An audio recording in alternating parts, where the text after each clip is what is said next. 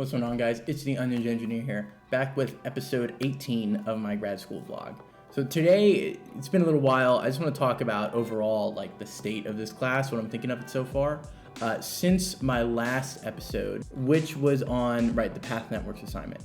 I've done one more assignment, that was the nav mesh assignment, and I'm starting to work on some of the quizzes, which aren't really due until, I think, July 22nd, July 22nd. So I have a lot of time to do them, but I figured I should just bang them out anyway.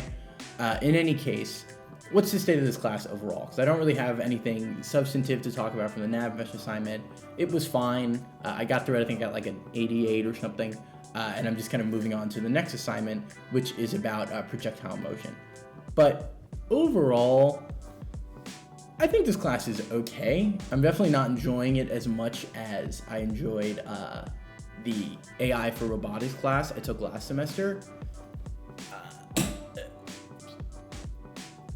I'm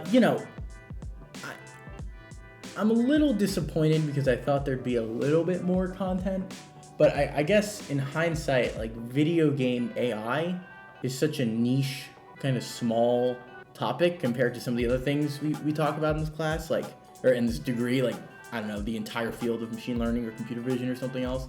I should have anticipated more that this would be a little more funsy, which at the end of the day is what it is. So coding little things I don't really care about in C# has kind of been, a little bit of a nuisance.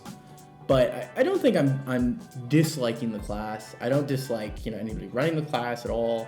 I think it's fine. I wish there was a little bit more. I could be wrong though, because I think with this, projectile motion and agent motion, we're kind of wrapping up the computational geometry / agent movement section of the class.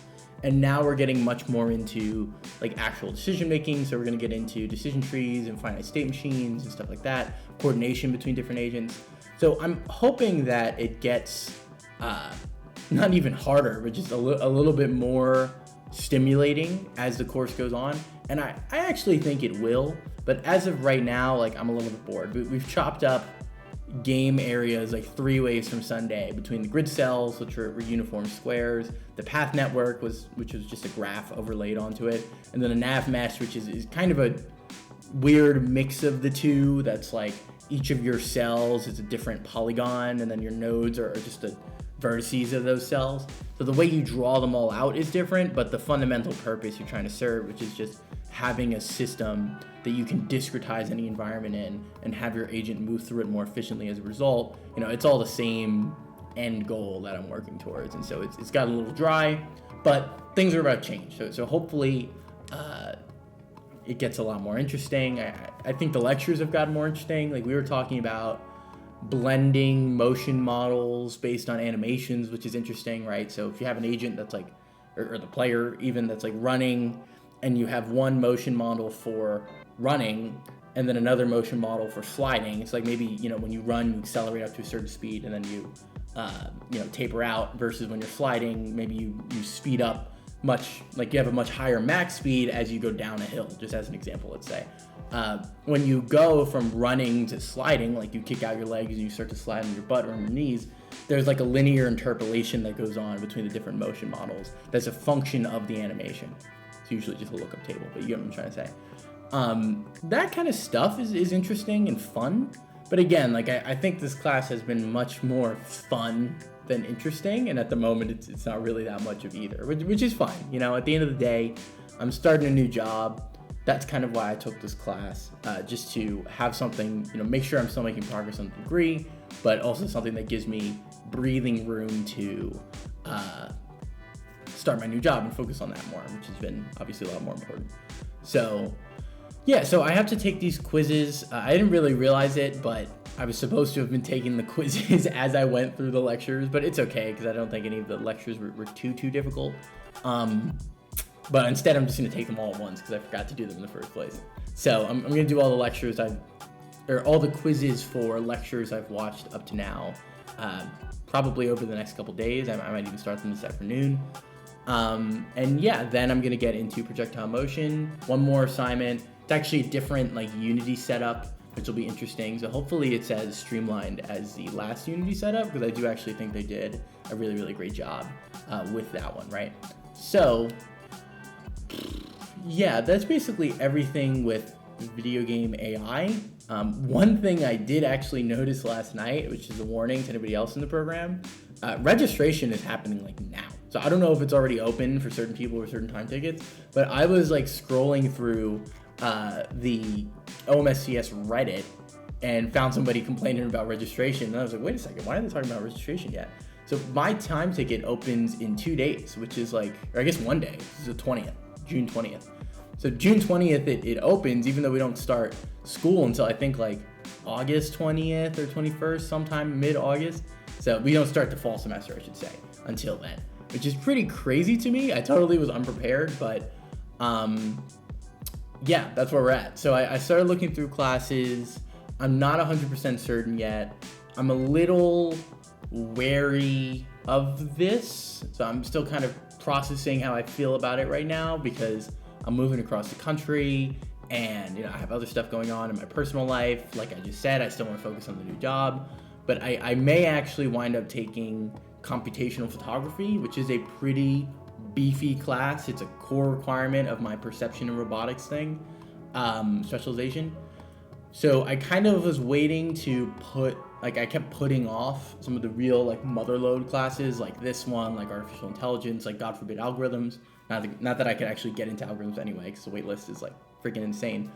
But I think it might be time. I think it's time to just bang out one of the more difficult ones. Reason being that the amount of personal life stuff going on next year and work stuff going on next year, like it doesn't get any better, right? I'm only gonna have more responsibilities at work. I'm getting married next year. Like I have a lot of stuff happening. So I kind of just think I need to bite the bullet and take a harder class. And actually, as far as the difficult motherload, quote unquote, classes I'm discussing here, computational photography is actually the easiest. I think it was listed at like 17 hours a week. Computer vision is like 20, 22. Artificial intelligence is 20 or 22. I think it's 22, 23 maybe, whatever. Point I'm trying to get at is, as far as this echelon of classes go, this is actually one of the easier ones. And I'm actually noticing too, like a lot of these classes with, you know, machine learning, artificial intelligence, computer vision, like they're all like Python and AI, right? And so if you look at reviews of people who said they were hard, like a lot of them just say, I don't have any experience with Python or machine learning or both, right? And, you know, I'm not trying to like victim blame. Like if the class is poorly run and the assignments are cumbersome, I'm not trying to blame anybody for like, oh, you know, you should have just known Python ahead of time. What I am saying though is like, hopefully there's a chance that if it's someone like me who's coming in with a few years of experience in you know, modeling and simulation and computer vision, even in Python, artificial intelligence, like I've been doing this stuff for a while. Hopefully it's not as many hours. Hopefully maybe it's like 14 hours or 15 hours, and it's more comparable to, excuse me, AI for robotics. So I think in that class, AI for robotics, like it was slightly easier for me than maybe other people might have found it, because I had some experience in a few of the things, but not a ton. So I think a hard class is still a hard class is what I'm trying to get to. But I'll have a lot more, hopefully interesting input on whether or not, like how much real world work experience translates to the class, right? Because right now I'm taking this game AI course. I don't know anything about developing video games. I don't know anything about C# or game engines even. Then again, this is a bad benchmark because it's just kind of easy. So this, I think, you know, the computational photography, I can definitely confidently say like these are areas that I'm somewhat experienced in. Like I'm competent. I've written a ton of Python. I've done a lot of image video processing before for AI applications. And so hopefully that translates and makes it a bit easier. But yeah, for right now, we're just kind of chilling out. So maybe I should just, you know, shut up and enjoy my slightly boring, but overall innocuous assignments I've been doing for Game AI, because pretty soon it's back into the fire, into the flames. But yeah, that's basically where I'm at right now with the vlog. Thanks a lot for watching, and I will see you in the next episode.